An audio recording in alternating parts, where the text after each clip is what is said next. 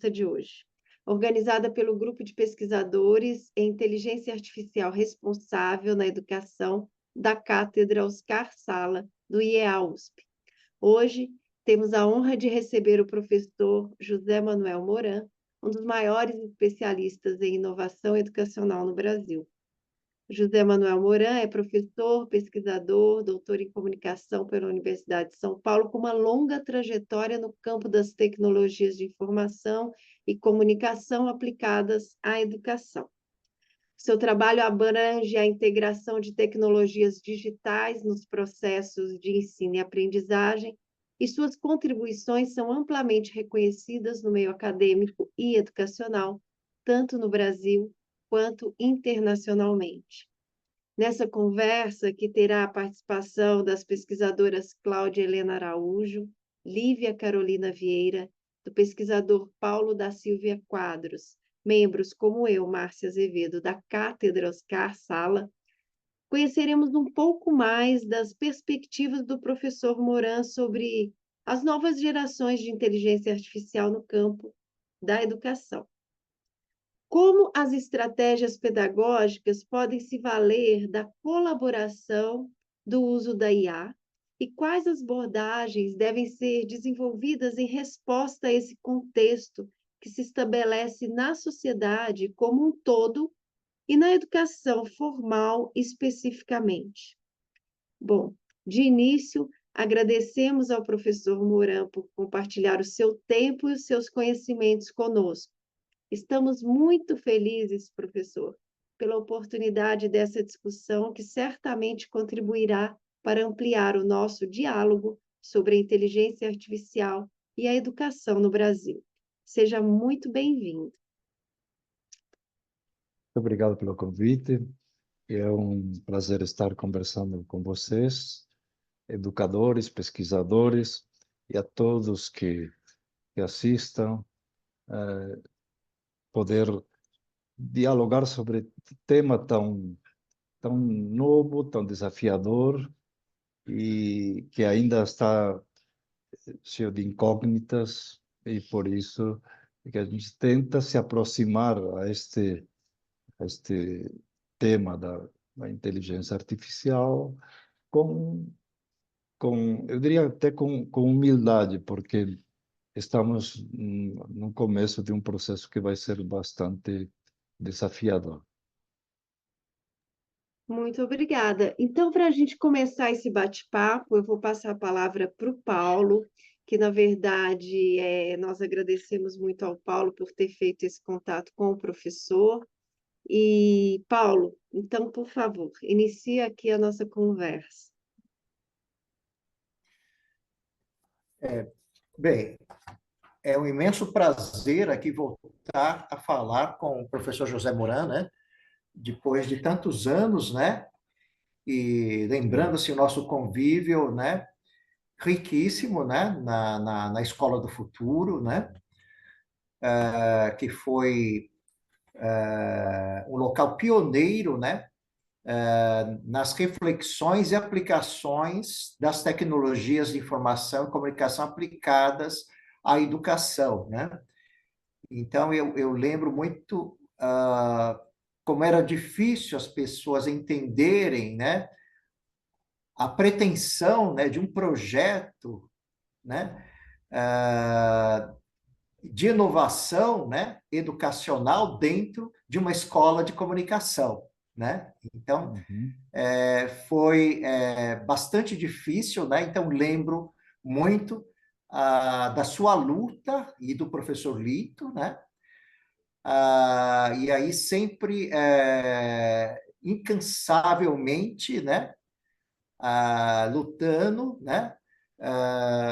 Enfrentando todos os desafios, né? Desafios, né? De incompreensões ali, né? Absurdas, né? Né? De compreensão em relação ao que educadores, né, pretendiam ao discutir educação numa faculdade de comunicação, né?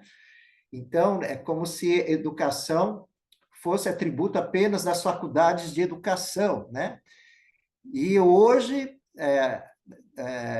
a Escola do Futuro, você, professor Moran, e outros, né, pioneiros daquela época são referenciais em nosso país, né? Então, eu sinto muito orgulhoso de ter feito parte dessa história, né, junto com vocês. Eu gostaria, eu acho que você fez uma indagação profunda, né, a respeito de vários temas entrelaçados, mas eu gostaria que você me dissesse como que você vê a questão não só dos benefícios da inteligência artificial aplicada à educação, mas os riscos, né? A questão da formação ética, né? Que eu sei que você se preocupa muito com a questão dos valores, né? E hoje nós vemos abusos acontecendo nas escolas, em sala de aula, um descontrole geral, muita violência. Como que você vê essa questão? Você acha que a inteligência artificial pode ser uma aliada no enfrentamento, né, desses desafios? Muito obrigado, Paulo. É bom revê-lo depois de tantos anos. E obrigado pela lembrança de, de um período em que, quando você é pesquisador, está buscando como compatibilizar aquilo que você vê como algo que vai acontecer e que faz sentido e que tem tensões, é normal que haja desencontros com a maioria que ainda talvez não está dentro dessa mesma pesquisa. Então, eu percebia como as tecnologias elas ampliavam essa ideia do poder aprender a qualquer hora, em qualquer lugar, de múltiplas formas, que não era necessário estar fisicamente juntos para aprender. E, e fui tentando experimentar isso, primeiro na pós-graduação, de liberar os alunos, de não ter que estar fisicamente presentes toda semana, e então a gente alternava e fazíamos aquelas aulas que agora são tão óbvias online, mas naquele momento não era algo tão perceptível. E então essa ideia do misturar tempos fisicamente presentes e tempos digitalmente presentes era, era algo que estava claro. Então, essa ideia do aprender também o aluno assincronamente, preparar-se para a aula, poder trazer já um pouco suas referências, fazia sentido, então, que nós chamamos de aula invertida. Enfim, a aprendizagem ativa, são várias questões que hoje já estão muito mais amadurecidas, e o que por trás de tudo isso é um movimento de transformação das escolas, das organizações intencionais de aprendizagem, que são as escolas, as faculdades, as instituições de ensino superior, enfim, outros espaços também profissionais, mas é, há um movimento de transformação de um modelo que era mais centrado no professor, no falar, ele um pouco como que trazia a informação, continua isso também importante, mas para uma outra caminhada em que o aluno ele também está muito mais ativo com o apoio do professor nos momentos chave, e chegando ao momento atual da inteligência artificial, o que nós estamos vendo é um aprofundamento dessa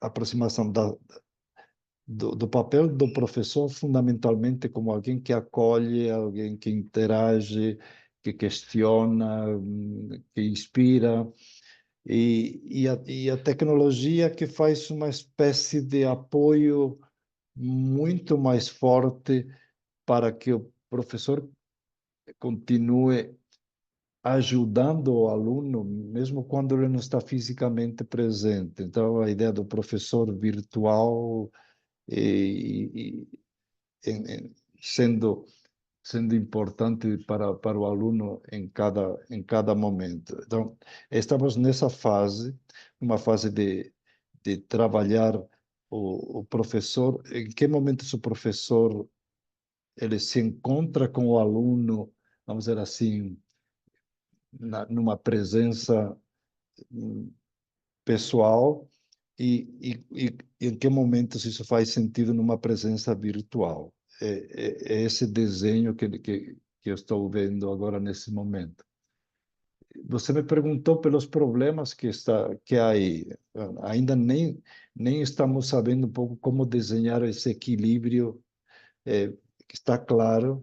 Quer dizer, o aluno ele pode ter todo esse conhecimento do que o professor pensa, eh,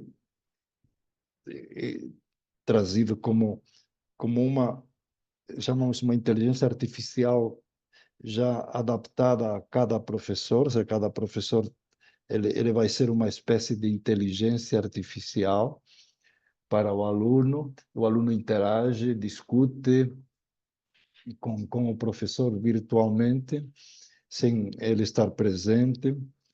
E aí depois tem os momentos em que ele interage, ele discute realmente com o professor face to face, presencialmente.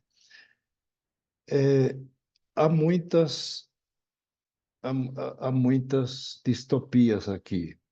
Estamos ainda numa fase de muita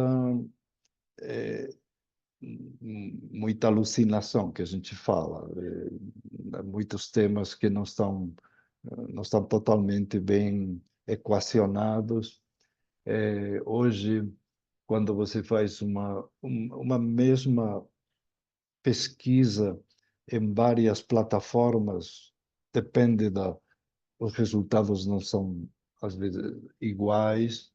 Mesmo na mesma plataforma, você faz a mesma pergunta, você muda às vezes uma palavra, a resposta, o acesso a essas bases de dados destas inteligências artificiais é diferente, então se modifica. Então há uma, como dizer assim, uma inconstância, chamaria, na, na, nas, nas respostas e no diálogo. Então, a primeira coisa, há inconsistências, e se de um lado há uma conversa que flui, isso estamos avançando no diálogo, tanto textual como oral, com, com essas plataformas, mas esse diálogo, muitas vezes, ele é incompleto, ou tem vieses, que depende de quem alimenta essas plataformas, quais bases de dados. Tem algumas, como eu falava, de inconsistências,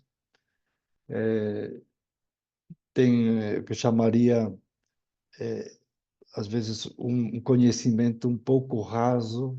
Se você não tem um conhecimento prévio, sério, as, o tipo de interação é bastante superficial, como se você estivesse consultando uma Wikipedia sobre um assunto, te dá uma pequena síntese, depois outra, mas a possibilidade de aprofundamento se dá a partir do teu conhecimento, a partir das competências que você tem. Então, aqui o foco é que quanto mais você desenvolve competências, mais a inteligência artificial te ajuda. Mas se você não tem a competência de saber perguntar e saber discutir e saber avaliar, você aceita qualquer resposta como válida e isso é um grande problema.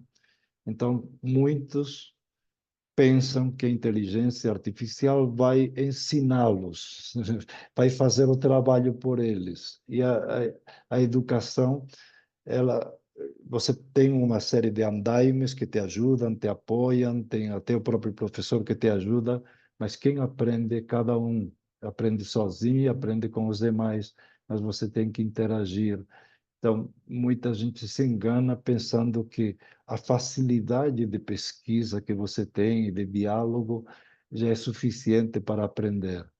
E esse é um grave erro. A aprendizagem é, é um, é um processo que sai de dentro para fora, da busca, da inquietação e da preparação que você tem, de toda a caminhada que você fez até agora.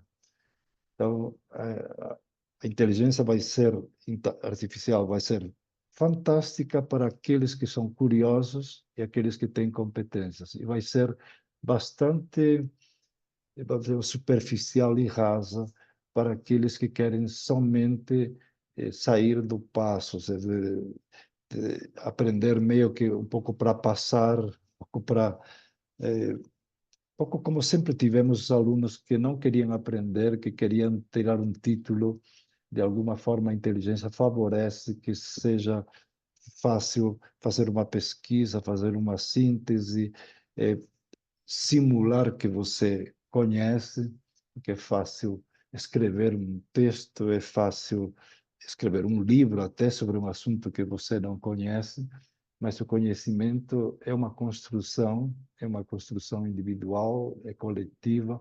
Aí eu vejo um dos problemas de que, principalmente olhando agora para a educação básica, como a Márcia ela falou antes, com tudo isto que está acontecendo, a educação básica é realmente mais fundamental em esse sentido de você precisa criar duas dimensões. Uma é a curiosidade, alimentar a curiosidade das crianças por aprender, o gosto por aprender, que sejam pesquisadores que continuem com a curiosidade depois, nos anos seguintes, quando eles estão já no ensino fundamental e médio e depois no superior, e a outra é que desenvolvam as competências básicas de saber pesquisar, saber avaliar, saber perguntar, saber interagir também com os demais. Então, a fundamentação será a escola como espaço do desenvolvimento dessas competências e da curiosidade, ela é como a construção de um edifício, são os cimentos em que você constrói solidamente o edifício que depois aí você poderá trabalhar de formas diferentes, caminhar sozinho, de uma forma um pouco mais autônoma, trabalhar em grupos, trabalhar em comunidades, enfim, trabalhar em vários lugares, esse processo. Então, à medida que você chega no ensino superior e pós, e em outras etapas, você terá uma liberdade muito maior de, de aprender com tudo isso. Mas há sempre aqui essa, essa dupla, um pouco ideia, uma de que parece que tudo está mais à mão, mais fácil, mas aí a segunda é quanto mais você tem as coisas à mão, mais você precisa ter uma disponibilidade para saber fazer escolhas pela quantidade de possibilidades que você tem e pela capacidade que você desenvolveu de refletir a partir de contextos cada vez mais complexos.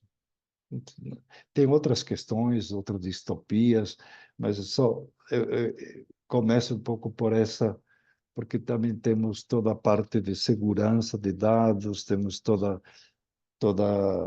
a, a criação de mentiras, a facilidade de manipular, toda a questão ética, de poder trazer questões que são perturbadoras e que são desagregadoras, como se fossem soluções. Então, é muito fácil hoje simular soluções que parecem boas e não são. É fácil, de alguma forma, enganar parecendo verdade. É fácil criar qualquer coisa, criar qualquer vídeo, qualquer solução. É fácil se colocar na pele do outro, enfim, fazer dizer a outras pessoas o que ele não disse. Então, é fácil manipular. E isso também é um lado preocupante de tudo que está sendo possível com a inteligência artificial. É muito fácil criar qualquer realidade que você quiser, tanto para criar como para destruir, tanto para ajudar-nos a crescer, como para ajudar-nos a complicar a vida, para viver em paz ou para viver em guerra. Então, é, é um, é um, nós estamos vendo a quantidade de disfunções que há e que se agravarão, desde pornografia, violência e outras dimensões. É muito fácil desagregar o sentido de comunidade. Quando nós falamos de personalização, muitas vezes estamos falando de trabalhar com algoritmos que dão a cada um o que eles querem, que alimentam as visões já um pouco preconcebidas e que deixam a cada um dentro da sua bolha, dentro do seu universo. Essa é uma distopia que me preocupa muito com a inteligência artificial. Estamos em uma sociedade cada vez mais individualista, na minha opinião, na minha percepção, e de alguma forma essa ideia de ter as, tudo à mão e tudo adaptado àquilo que você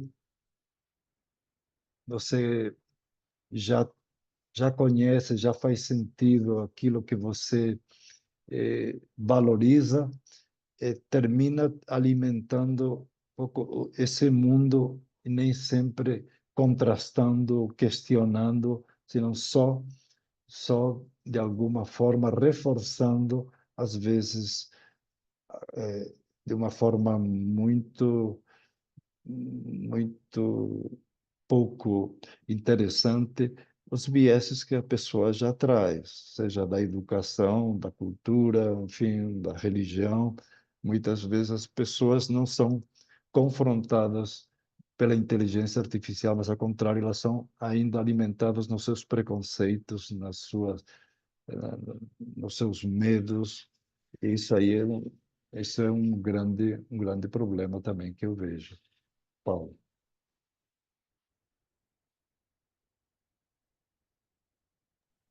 Muito obrigado. Obrigado a, pela explicação profunda, né, de um tema que nos preocupa como educadores. E essa, né, Paulo, é uma preocupação que o nosso grupo tem, e que nós entendemos que um caminho para essa educação formal mais crítica, que compreenda os desafios, os riscos e as potencialidades, e identifique os vieses, trabalhe contra os preconceitos, que para que a gente tenha sucesso nesse tipo de formação, nós precisamos, mais do que nunca, dos professores. Então, os professores precisam ter essa literacia, precisam compreender esse fenômeno, perceber a alteração, né, que ele também é capaz de fazer essa colaboração entre homem e máquina, não no sentido de só subjugar alguém para fazer alguma coisa ou alguma coisa para dar respostas prontas.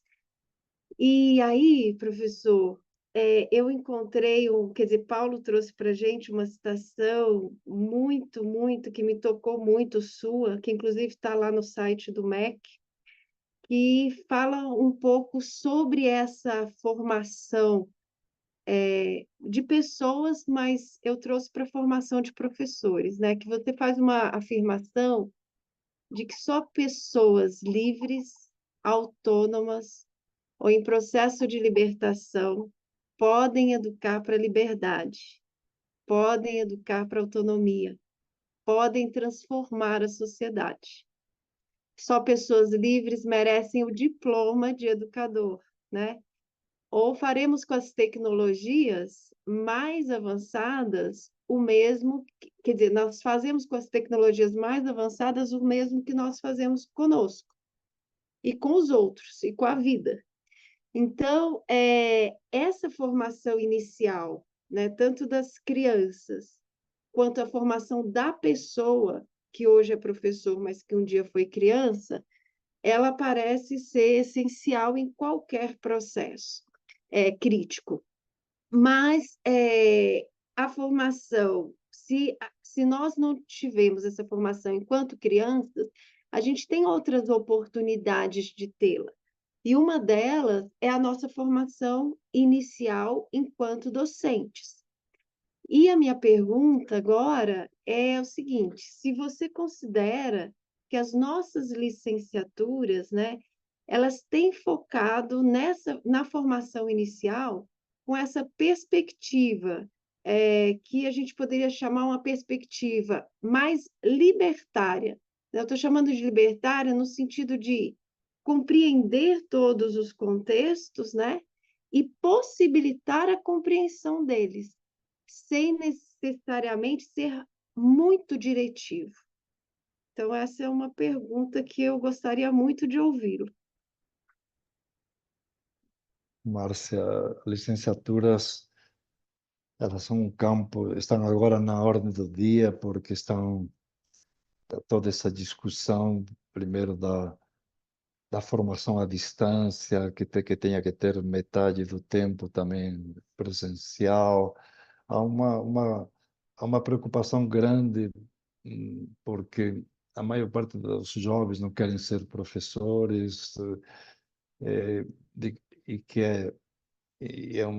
teremos um déficit nesses próximos anos de professores, e que ah, não é fácil formar um professor, nunca foi fácil, mas hoje, com todo esse cenário que nós estamos falando, é ainda mais desafiador, porque você tem que preparar um professor para um mundo que está mudando muito rapidamente, e para trabalhar essas dimensões humanas, primeiro, como você apontou, nele mesmo, na relação depois com o outro, aprender a, a interagir com crianças, é uma arte, não é uma coisa trivial. Aprender com a criança também, a respeitá-la como sujeito, a trabalhar também em diálogo com a família, porque a família também trabalha a educação de valores, e a escola, ela agrega, além dos valores, agrega competências amplas, né? Começa as intelectuais, mas também as socioemocionais, e também trabalha a dimensão ética.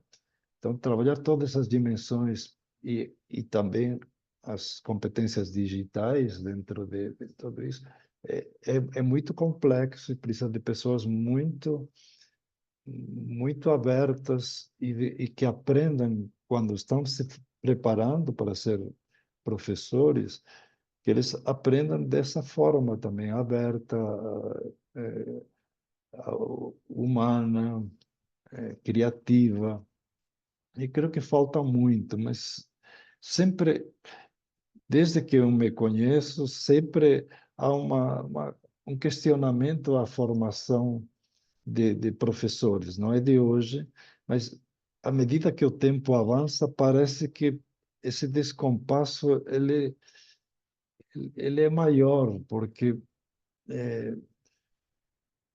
dizíamos antes que a educação era boa teoricamente, mas faltava prática. Mas hoje, tanto a fundamentação teórica como a prática e a formação digital e a formação de valores é bastante sofisticada, é complexa. E se as pessoas, muitos não querem ser professores e muitos, às vezes, eh, vão para estudam na licenciatura, um pouco como uma opção para entrar no ensino superior e muitas vezes não é o projeto assim de profissional, é um pouco angustiante como perspectiva de país e perspectiva de futuro. Por isso, eu me preocupa, porque o foco da educação principal deveria ser, se tivermos que fazer escolhas, é formar crianças nessas competências básicas, preparar professores para trabalhar com crianças, trabalhar com adolescentes, as primeiras fases da vida, elas são cruciais. É claro que o ensino superior também, a gente não se trata de escolher um ou outro, mas os investimentos principais têm que ser feitos na educação desde que a criança nasce, desde que ela é gerada, a educação em todo o tempo, que quando mais aprende, nos primeiros anos, né, depois na escola, nós temos que estar realmente trabalhando a dimensão criativa, humanista, uma escola acolhedora, esse espaço da convivência, uma escola que sai do espaço físico da sala de aula para o espaço ampliado do, da cidade e depois do espaço digital do mundo. É, é muito é muito desafiador fazer isso e, e falta muito. Então, eu sei que temos uma boa, vamos dizer, assim, boa vontade, mas falta, do meu ponto de vista, e a adequação também de entender que chamam também o cenário próximo. Ou seja, as licenciaturas tinham que olhar um pouco para, para a escola também que estamos querendo e que estamos construindo. Não é só fazer o estágio na escola atual, não se trata de repetir aquilo que já estamos tendo, mas de ver o que podemos melhorar. A formação inicial dos professores tem que ser uma formação também muito experiencial e muito experimental de possibilidades, não só de repetição daquilo que já está acontecendo. Então, uma escola, digamos, laboratório de futuro, ainda está faltando muito isso, infelizmente.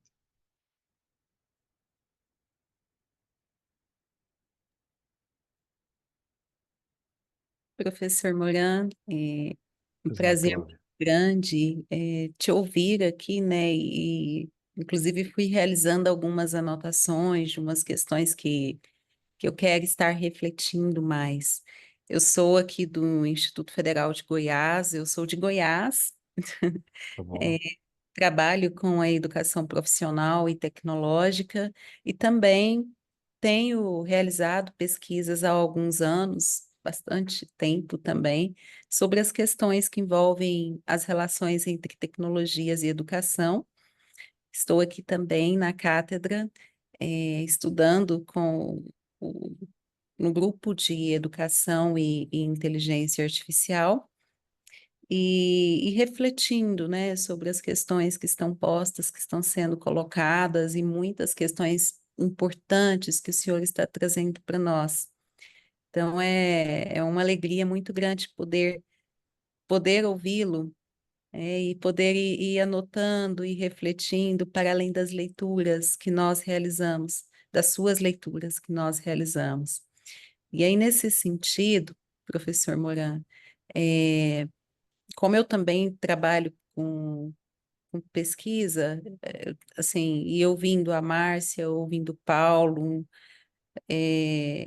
mas ouvindo o grupo, a Lívia, que nós temos dialogado, a Daniele, a Ana Paula, questões que têm nos inquietado, por exemplo, que nos preocupa, é o aspecto de muitas vezes a tecnologia, toda e qualquer tecnologia, ser considerada como neutra. Ainda há quem a considere como neutra. Como que o senhor vê essa questão? Em que medida? Por exemplo, ou o senhor propõe um olhar mais cuidadoso e mais crítico para fundamentar o uso das tecnologias de IA, de inteligência artificial, em relação às questões políticas, pedagógicas, éticas, humanísticas. E aí, tendo, por exemplo, tudo isso, é, tendo como cenário mesmo toda a sua trajetória reflexiva que o senhor realiza em relação aos usos dos dispositivos tecnológicos na escola. Então, como que o senhor vê nessa questão de muitos ainda considerarem a tecnologia como neutra? Obrigado, Cláudia, pelas suas palavras, por acompanhar-me. Eu, eu confesso que muitas vezes fiquei também encantado com a tecnologia, porque ela é muito sedutora.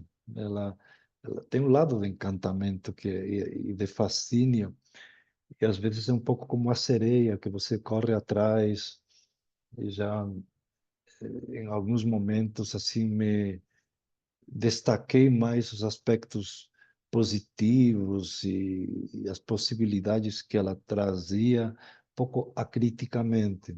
Depois você vai revendo um pouco essa visão, vai tendo uma visão mais politizada,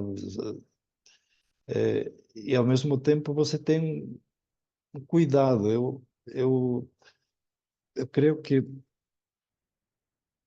há, há uma leitura que a gente faz da tecnologia, ela tem, nós acostumamos a avaliar a partir um pouco da nossa perspectiva, primeiro ocidental, do lugar onde estamos, e é normal que a gente avalie a tecnologia pela forma como a gente a organiza, mas vou dar um exemplo assim, um pouco longe de nós para ver. Você tem um país pequeno como que foi dividido ao meio, lá, como a Coreia, eles têm as tecnologias básicas, as mesmas tecnologias, para numa sociedade organizada de forma completamente diferente, uma sociedade que era única. Então, o que quero dizer com isso? As tecnologias, elas, elas têm também toda uma organização que depende muito de como a sociedade está naquele momento estruturada. Se você tem uma sociedade altamente autoritária, as tecnologias elas vão reforçar o autoritarismo, vão servir para o controle. Se você tem uma sociedade um pouco mais democrática, você terá, claro, grupos de pressão, sempre vai ter as tecnologias nas mãos de aqueles que têm mais poder, mas de alguma forma o poder ele é disputado ou pode ser de alguma forma alternado, como acontece nas democracias, enfim, elas são falhas, e nós sabemos isso, mas pelo menos há algum tipo de habilidade, de possibilidades de neutralização até um certo ponto.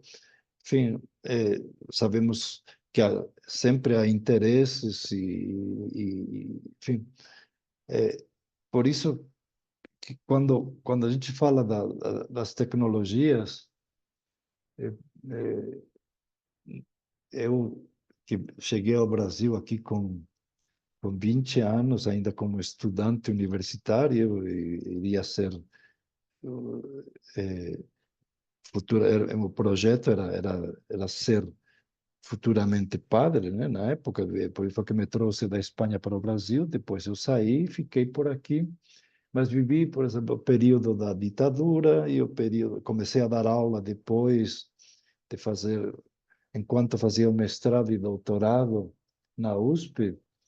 Eu dava aula em faculdade, assim, em colégio, por exemplo, todas as tecnologias que a gente usava, a gente percebia que havia um lado pedagógico, havia um lado um pouco do medo do controle. Eu sabia que havia alguém na minha sala de aula, como a de todos os professores, que estava anotando o que eu falava, para levar adiante se eu era uma pessoa mais de esquerda ou era uma pessoa de ideias perigosas. A mesma coisa, havia um controle também dos alunos, eh, por um aluno que aí eu tive exemplos concretos que eu percebi, não estou falando só de leitura, né? Eu descobri assim alunos que faziam esse processo, ganhavam bolsas para poder fazer esse controle. Então você vê que a tecnologia, no momento de, por exemplo, de uma ditadura, ela tem uma articulação, ela tem uma forma de organização diferente de um momento do período democrático, com todas as contradições que nós temos também na democracia. Então, as tecnologias, elas não são, como você diz, não são Meu, inertes no sentido neutras, elas estão sempre ajudando alguns, nas mãos de alguns, mais do que outras. O que nós vimos hoje, por exemplo, vou dar o exemplo, por exemplo, do ChatGPT. Por que ele cresceu tanto? Poucos meses eram mais de 100 milhões, não, poucos dias, vamos dizer assim, menos de um mês, assim, uma quantidade de pessoas que acessavam. Era porque, apesar de ser feitas por uma empresa que tem seus interesses econômicos grandes e quer um monopólio, que quer, enfim, crescer muito, mas de alguma forma abriu a possibilidade de qualquer um fazer perguntas, poder conversar. Então, aquilo que era exclusivo de grandes empresas, o acesso à inteligência artificial, que as companhias de telefonia tinham, os grandes bancos que usavam os bots virtuais, de repente virou próximo de cada um de nós, na sua casa, podia pesquisar. Então, há sempre uma tensão enorme entre os grupos econômicos que têm essas grandes tecnologias mais sofisticadas e que eles usam para ganhar muito dinheiro e, ao mesmo tempo, usam nossos dados, comercializam nossos dados, sabemos de tudo isso.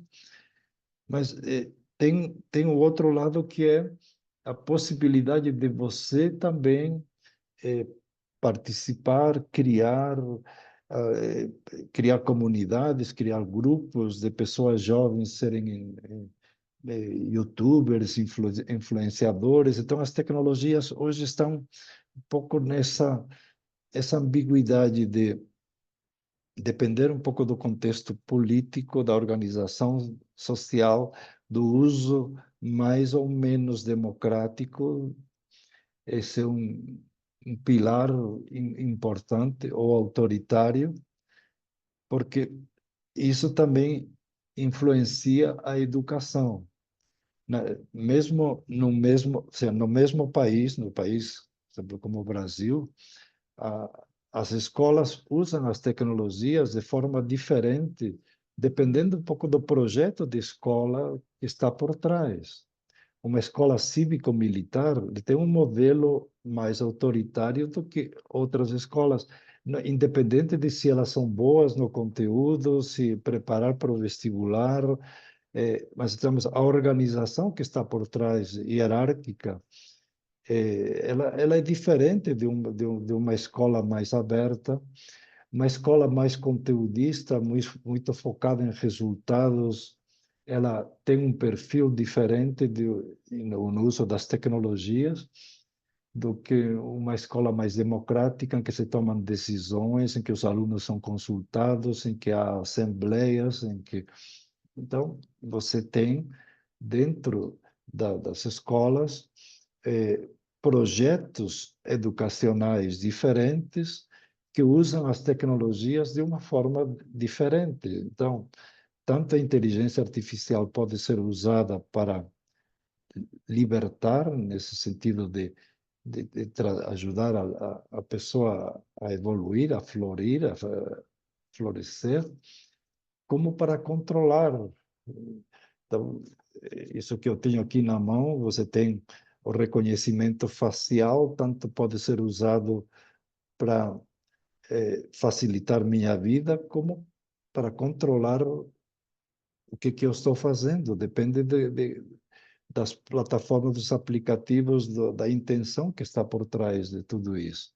E uma das coisas que nos preocupam hoje é que, com o crescimento do monitoramento que nós temos das tecnologias, através da imagem, a inteligência artificial possa servir para controlar ainda mais uma população, saber todos os hábitos, saber todas as tuas ideias, de controlar sua voz, saber tudo o que você fala num ambiente privado, que você possa tornar depois público ou visto por terceiros. Então, como eu falo, as tecnologias não são inocentes, não são ingênuas, e o uso que nós estamos vendo, tanto pode ser um uso que nos ajuda a ter uma sociedade mais participativa, uma sociedade mais individualista, uma sociedade mais autoritária. Então, essas configurações, essa correlação de forças, ela, ela é bastante diferente entre um país e outro, dentro de cada país, e dentro de cada escola também. Então, é um tema complexo. Não se pode generalizar o uso da inteligência artificial como se fosse uma receita que vai ser aplicada de forma igual para todos. Elas servem para construir e destruir.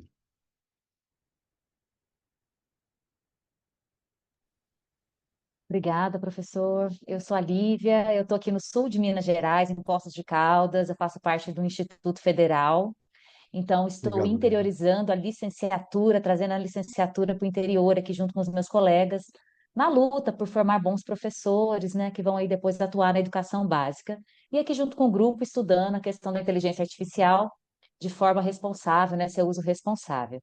Então, para fechar esse ciclo de perguntas, a gente queria saber de você um pouco aí, pela sua vasta experiência e por tudo que a gente já conversou hoje, como que você visualiza o fato da gente ainda não ter uma regulamentação da IA no Brasil, né? E como que você pensa essa construção de políticas educacionais consistentes no Brasil? O que que você visualiza para o futuro, né? O que que você espera? O que que você almeja? Já disse que está um pouco pessimista com alguns aspectos, né? Mas aí se pudesse contextualizar para a gente, então, essas perspectivas de futuro. Bom, eu sou otimista mais do que pessimista, apesar de que em alguns momentos que as perguntas que me foram feitas eram um pouco, pelo Paulo, eram as distopias, os problemas que tem, e também quando a Cláudia me pergunta sobre a neutralidade das tecnologias, é claro que você olha também para o lado bom e o lado ruim, mas eu sou otimista em que sentido? Eu embora entendendo que há problemas, é um pouco como ser humano. Você sabe que vai ter problemas, mas você continua vivendo. Você sabe que vai morrer, mas tenta, enquanto você vive, fazer o melhor. Então, o ser humano é um otimista nesse sentido, dentro de uma visão que você sabe que tem limitações e tem problemas. Então, eu vejo também todo esse cenário com mais otimismo do que pessimismo. Eu creio que a, a tendência do uso de todo esse potencial da inteligência artificial vai ser mais benéfico do que maléfico, mas ele tem um potencial destruidor. Nós sabemos que temos possibilidade de destruir o mundo com essas energia nuclear que esses países detêm, as bombas atômicas e outras. Sabemos que isso pode trazer uma tragédia a qualquer momento, mas sempre temos a esperança de que o ser humano não seja tão idiota a ponto de destruir-se, mas sempre isso fica como como a esperança, mas não a certeza.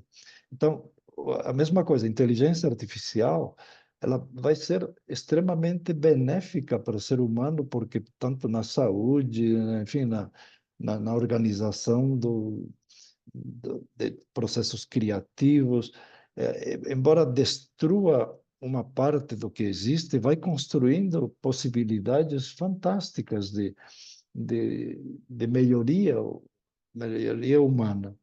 A mesma coisa na educação.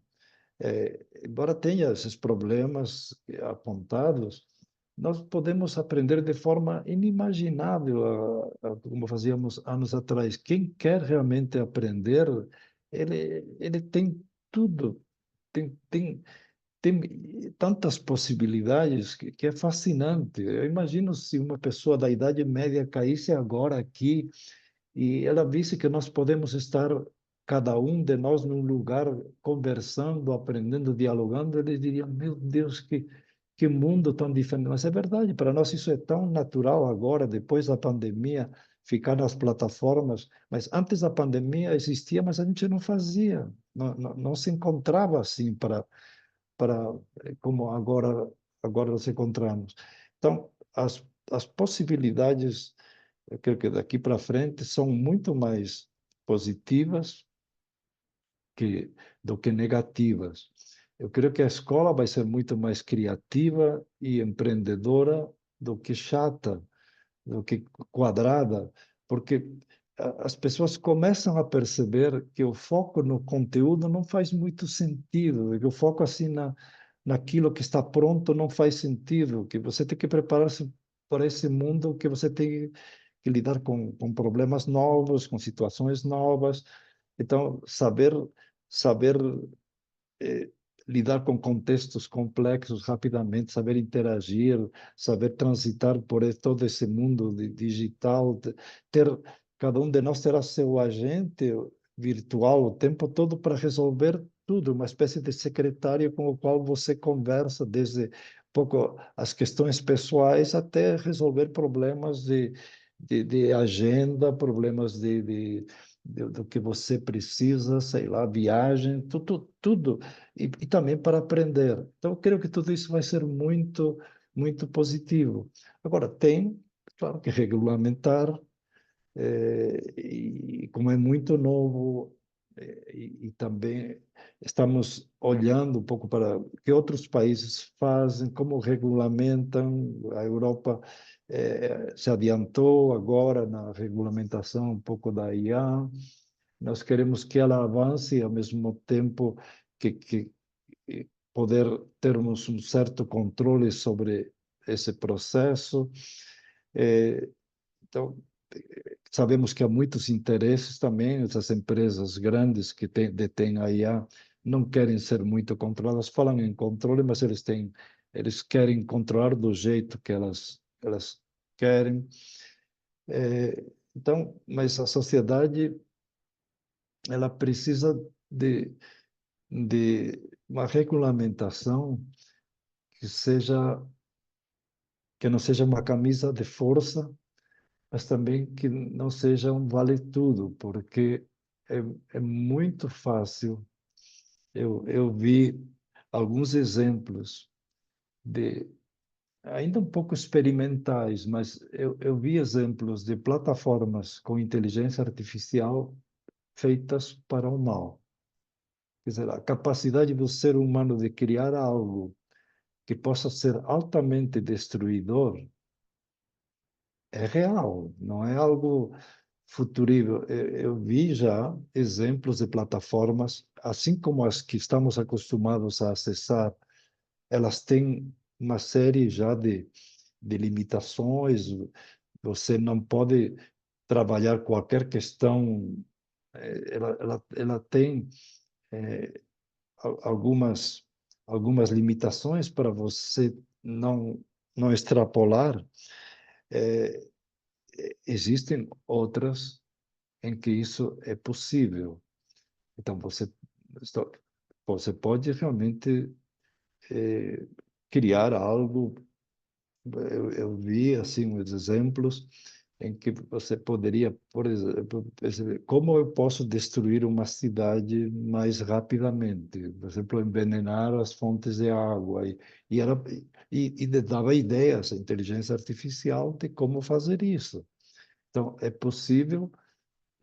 Nós temos que estar muito atentos, criar políticas para que esses lados perturbadores, que sempre alguns grupos vão tentar, procuremos minimizá-los, assim como nós sabemos que hoje temos tantos grupos que se ocupam em querer, de alguma forma, tirar vantagem, dar golpes econômicos, enfim, isso sempre é próprio um pouco das contradições da sociedade. Muita gente quer o bem e quer conviver bem, e tem outros que querem eh, levar vantagem. E com a inteligência artificial, precisamos ter muito mais cuidado que tipo de sociedade nós queremos criar, que tipo de democracia também, que ela é tão delicada e que está num momento difícil assim no mundo. Aquilo que eu falei um pouco do individualismo me preocupa, né, é que as pessoas pensem que as soluções passam muito pelo individual e menos pelo coletivo, e a visão de desigualdade que nós temos na sociedade que possa, de alguma forma, ser alimentada usando os recursos mais avançados, me preocupa o modelo de sociedade que nós queremos, que nós temos. Nós vimos nos últimos anos e pouco como é possível ter algumas pautas muito estranhas, as políticas que não nem sempre nos ajudavam como sociedade. E eu creio que, olhando um pouco para os países, como se buscam soluções muito excludentes, tipo, com migrantes na Europa, eh, certas visões de que o mercado regula tudo, de que não precisa de Estado eh, para equilibrar. São visões um pouco simplistas de uma realidade complexa. Então, temos que regular e, ao mesmo tempo, cuidar para termos uma visão de sociedade mais humanizada, mais sustentável.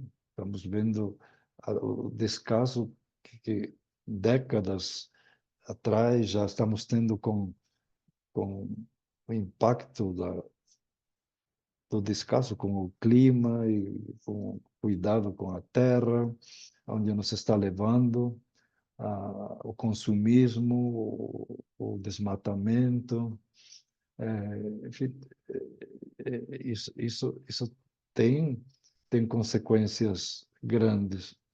Então, eu vejo eh, que, que o próximo passo agora é chegar a um acordo que, dos vários grupos que compõem essa nossa sociedade para regular o, estas próximas etapas com cuidado para termos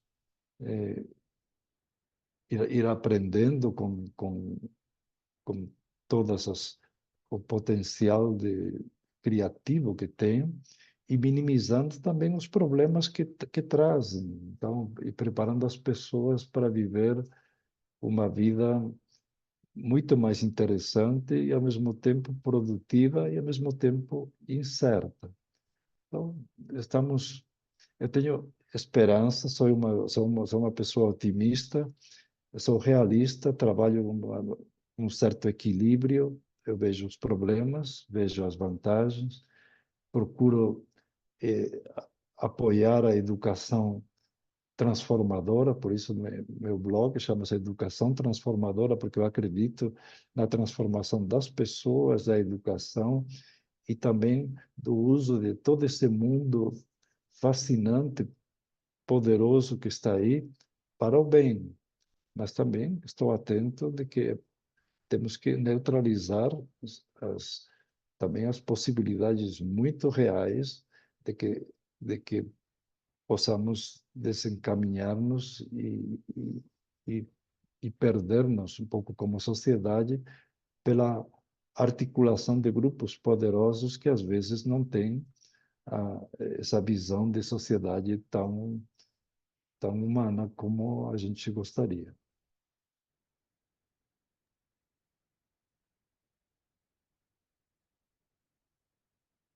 Muito bom, que delícia de conversa nessa tarde. O melhor que a gente podia ter, um presente, professor, tê-lo aqui conosco. Bom, Bom, eu espero que eu só nós. refleti assim, um pouco meio espontaneamente e com tantas questões ainda deixadas pela metade, mas enfim, pelo menos uma pequena síntese do que eu vejo nesse momento, com meus 78 anos, tentando acompanhar primeiro esse mundo que está aí, que não é fácil, tentar acompanhar,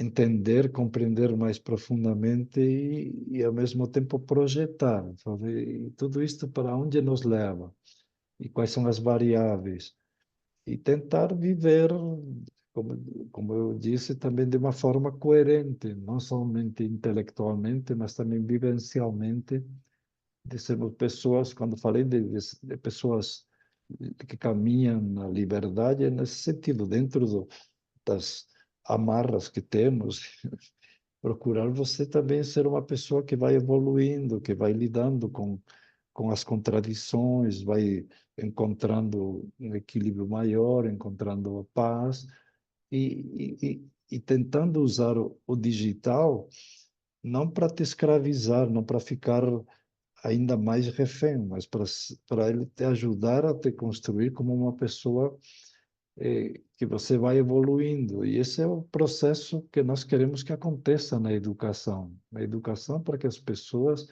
elas evoluam no seu potencial e se tornem pessoas mais abertas, humanas, solidárias. Mas é um processo complexo hoje, porque uma parte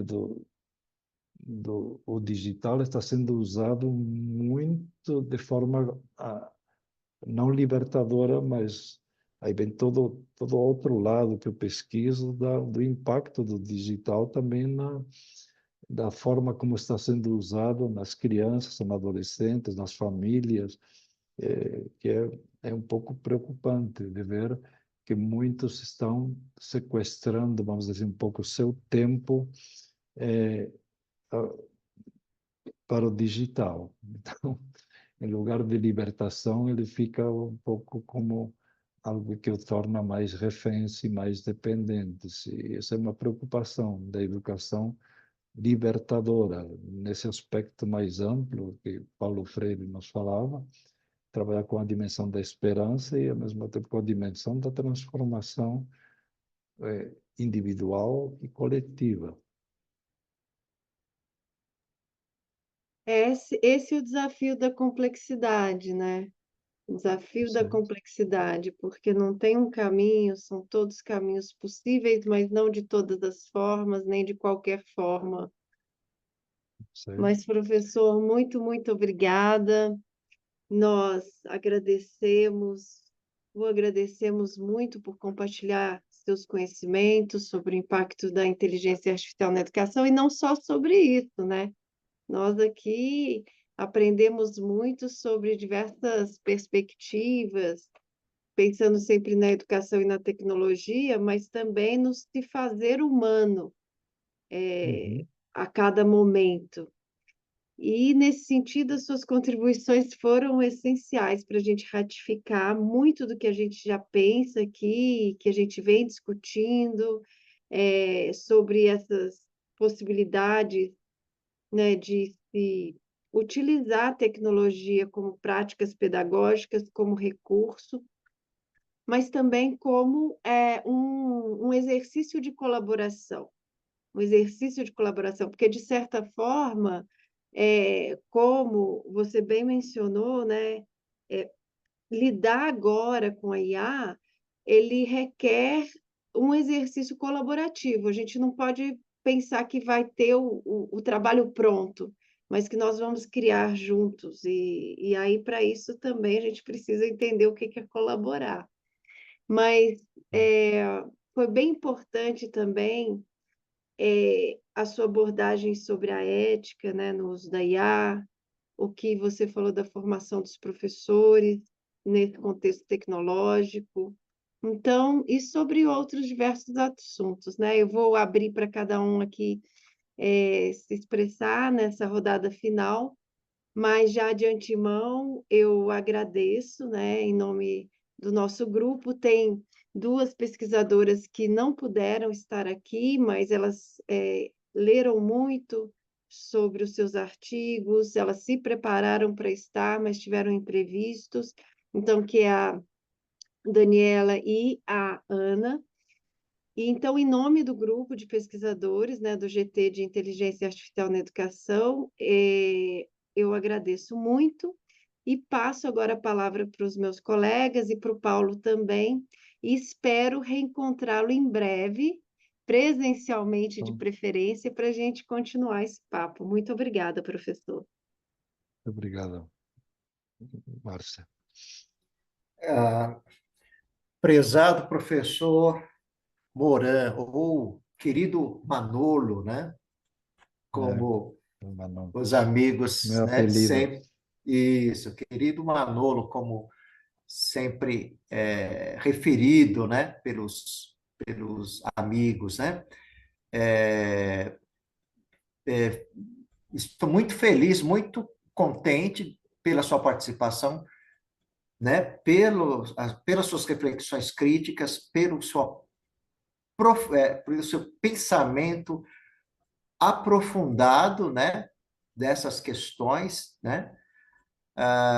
E eu só posso agradecer, né? E espero ali brevemente revê-lo, né? Possivelmente, né? No modo presencial, né? Para quem sabe tomarmos um café, colocarmos Bom, outros papos em dia, né? E muito obrigado, viu? Muito obrigado pela sua gentileza, né? Por doar esse tempo aqui que foi Uhum. precioso demais para todos nós. Muito obrigado. Obrigado, Paulo. E realmente até um próximo encontro, que o encontro presencial ainda é algo insuperável, a gente percebe, mas o virtual nos permite que esteja em Poços de Caldas, outra pessoa em Goiânia, enfim, cada um no seu lugar e possamos estar juntos, tocar nossas vidas, assim, também sem tanto deslocamento. Muito obrigado. Obrigada, professor Porã. É uma alegria muito grande poder conversar e poder te ouvir também. E te ouvir nesse sentido de também não nos aprisionarmos com a questão Uhum. das tecnologias, também nem ter uma visão otimista nem pessimista, mas uma visão pela via crítica, pela formação humanística, nessa relação com a ética, na relação pedagógica. Então, muito bom ouvir isso e perceber que os nossos estudos, eu creio que estamos indo bem e que nós também esperamos deixar aí as nossas contribuições. Muito obrigada e um prazer muito grande, uma alegria para nós. Obrigado, Cláudia, pelo carinho e pelo jeito assim muito respeitoso e muito amigo que vocês tiveram comigo. Isso também ajuda. Quando você tem apoio, é muito mais fácil falar. Quando você tem um clima hostil, é muito mais difícil, assim. É bom, como eu digo, é fácil ser professor quando você tem bons alunos. Vocês são ótimos nesse momento, ótimos alunos, porque vocês são colegas de pesquisa, assim, muito bom. Só complementar, né, agradecer mais uma vez, dizer que a gente leva os seus estudos para os nossos alunos, né, nos nossos institutos, que a gente espalha aí os estudos pelo Brasil, e agradecer também que, além das reflexões, deixou muitas novas questões, que com certeza na nossa próxima reunião a gente vai poder dar continuidade e aprofundar os nossos diálogos a partir das contribuições de hoje. Obrigada, um abraço. Obrigado, Lívia, também. Obrigado a todos. E essa ideia de ir aprendendo sempre, refinando o pensamento, é um dos grandes prazeres da vida. Você ir repensando um pouco sua relação com o cotidiano, com as pessoas, com a prática, com você mesmo, é, equilibrando tudo, é, mantendo o otimismo e a esperança, mesmo sabendo das dificuldades e da complexidade. Eu tento fazer o melhor nas condições em que eu me encontro e com a perspectiva em que eu enfim, fui trabalhando. Não me considero nada especial, me considero uma pessoa também cheia de fragilidades, mas ao mesmo tempo tentando, sempre procurando buscar estar em paz, contribuir para o bem, apoiar os professores. Hoje, um pouco a missão que eu me coloquei é de apoiar os professores que querem realmente evoluir e aprender então dizer que o caminho é esse, isso me dá muita alegria. Então esse encontro foi muito também proveitoso para mim, porque cada vez que eu converso, eu também ajudo a aprimorar um pouco as questões, cada pergunta que vocês me fazem me trazem me levam a novas reflexões. Então, é muito bom poder compartilhar um pouco da nossa vida e das nossas ideias, assim, num clima tão gostoso de acolhimento e de confiança. Então, eu agradeço a vocês também. Muito obrigada, gente. Até a próxima, hein?